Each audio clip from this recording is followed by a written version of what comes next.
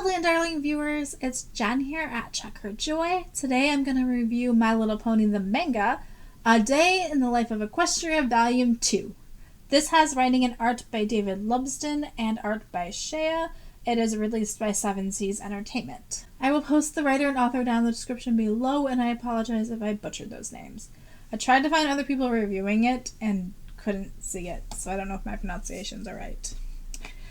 I previously reviewed Volume 1, but I realized it was a bit spoilery. No, a lot spoilery.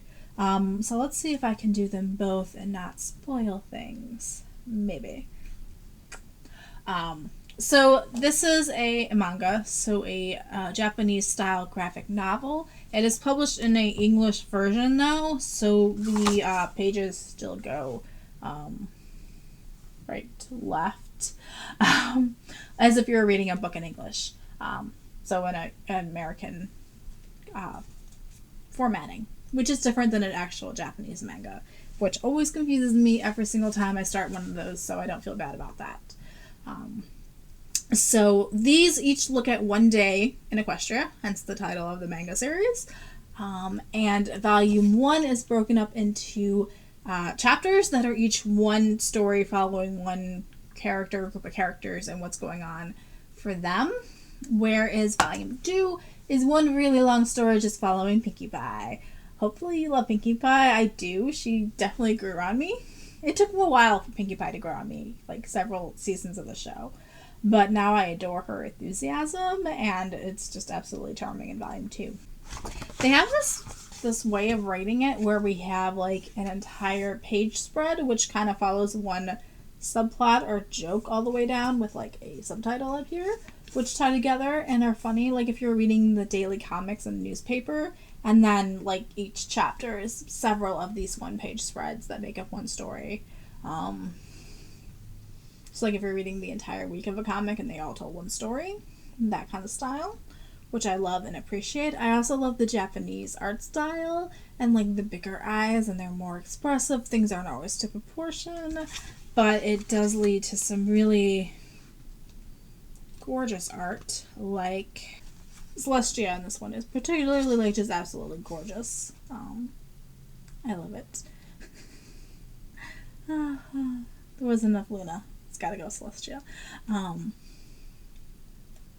But it also still feels like these characters and true to them, and like when I'm reading them I can still hear the voices from the show, and it still feels like them. Volume 1 was a bunch of 8 stories. They each told a different, followed a different pony or two. Volume 2 only follows Pinkie Pie. The main problem is that there is this Great Pie Contest? What is it? I'm sorry. The Great Cake Bake Festival is tomorrow. And so Pinkie Pie's really excited about that. Pinkie Pie loves baking. And she's going around and visiting all her friends. And then she goes to sleep anticipating this, and then when she wakes up the next morning, it's the same day over again. So a Groundhog Day situation going on here, where she's just repeating the same day over and over again. And nobody else around her is noticing. They're all like, no, the festival is tomorrow. What are you talking about? We haven't had the same day for like 50 times in a row. So Pinkie Pie is losing it because she loves festivals, she loves baking, and she just has to keep waiting. What?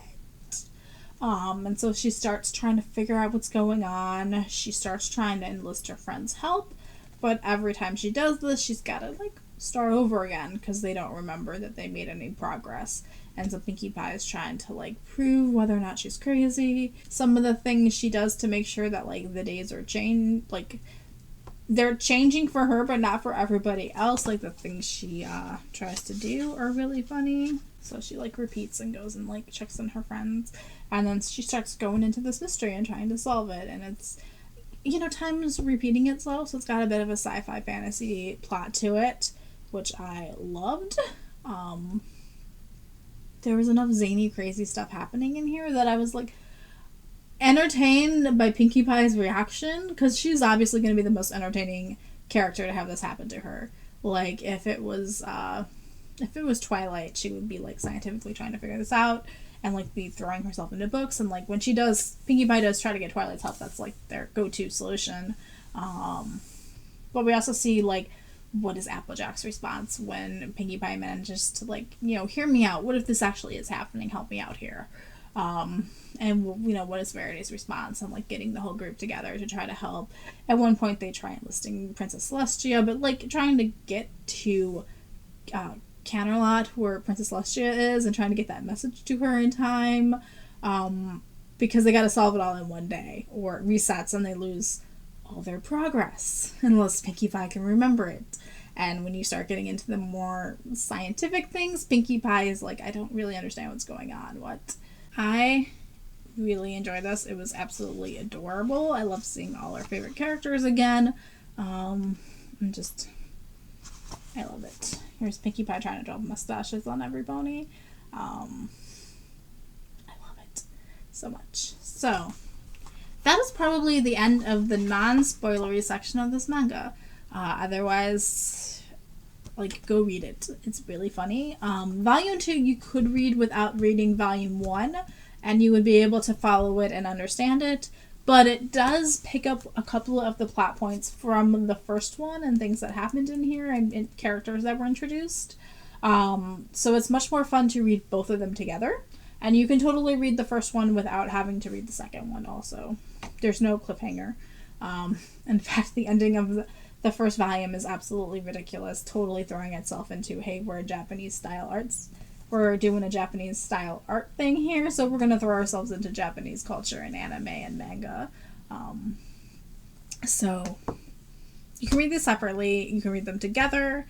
I went ahead and read Volume 2 without having reread Volume 1 because I had to order them both, and this one is apparently getting reprinted, so I had to, like, wait for it. It was print on demand. So Volume 2 came first, and I just jumped into it.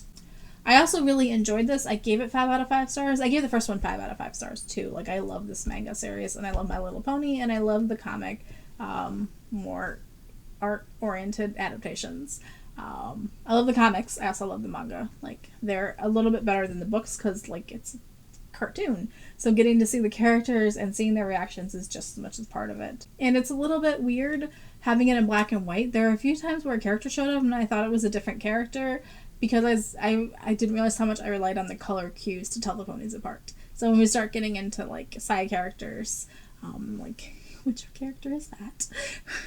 And really having to look at their cutie marks and, like, going down the page and seeing what they're actually called. Oh, that was a little bit confusing. Okay, so spoilery section. If you haven't read the manga and you don't want to know what happens, peace out, I love you, and keep reading. If you have read the manga or you don't mind spoilers, let's get into this. There are a few, like, red herrings as to what it was happening, which I loved. One of the main plot points is that Twilight's working on this puzzle ball from ancient Mesopotamia. I may have mispronounced that. Mesopotamia. But it breaks, and it keeps breaking, and Pinkie Pie's, like, first reaction is, let's make sure this ball doesn't break. Let's try to open it. That maybe breaking this is what's causing the days to repeat, and it totally threw me for a loop. I thought for sure that's what was making the day happen, and it wasn't. The back of the book teases that Discord might be up to his old tricks, and Discord ended up not really being a part of this at all. So another red herring. But then we get into what actually happened, and the major spoilers if you have not, but is that we end up with Doctor Who's and Derpy showing up.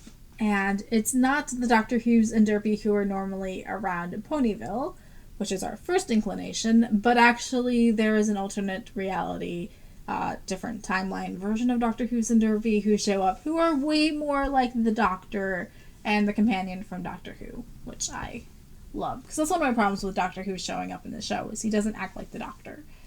Sometimes he flat out acts the opposite of how the Doctor would be, and you can't tell me that those are the same character. They look alike, but they ain't it.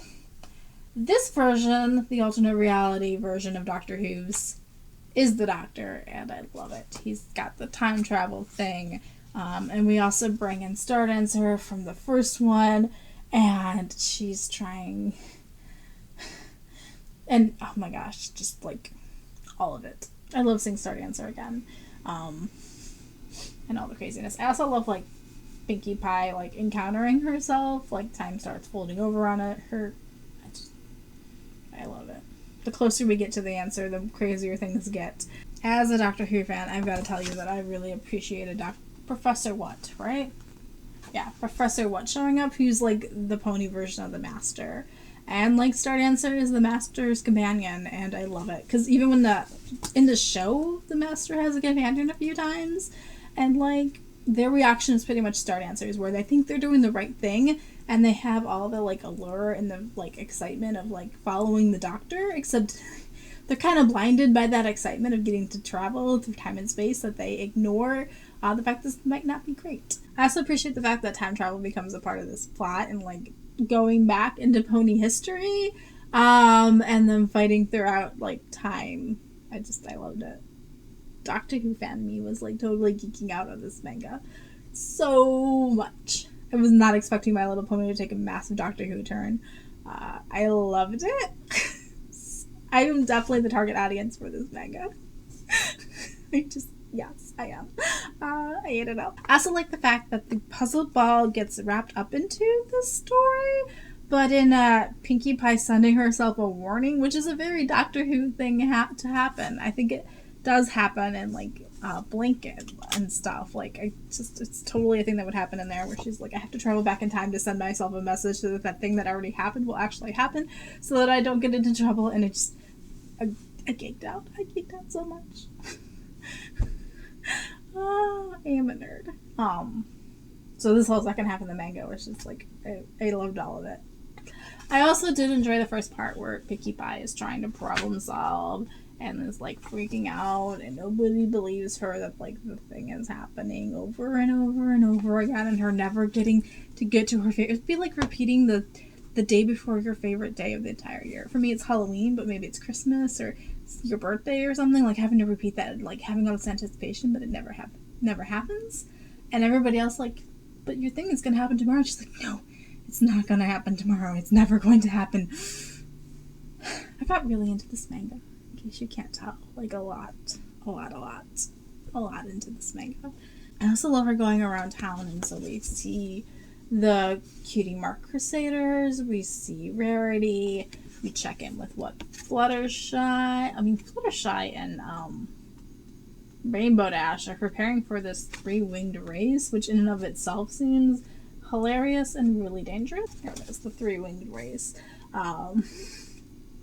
Like even the small stuff at the beginning of the book where things is relatively normal pony stuff happening were also just cute and adorable, and I really did love this so much, guys. I loved it so much. I like the manga. I am definitely going to keep buying all the volumes of the manga. That is in my plan now. But they're like months apart. Now we gotta wait till like the fall for volume 3. I'm just gonna keep rereading these.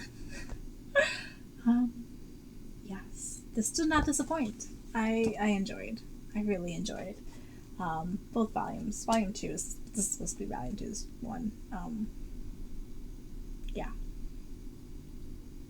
So much fun. So, peace out. I love you guys, and keep reading. Bye.